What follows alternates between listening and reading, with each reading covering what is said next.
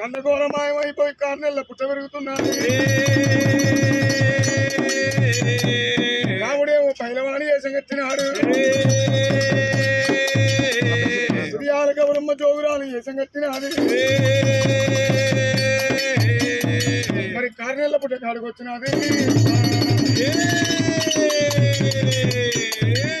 రామయ్యో Ramaswamy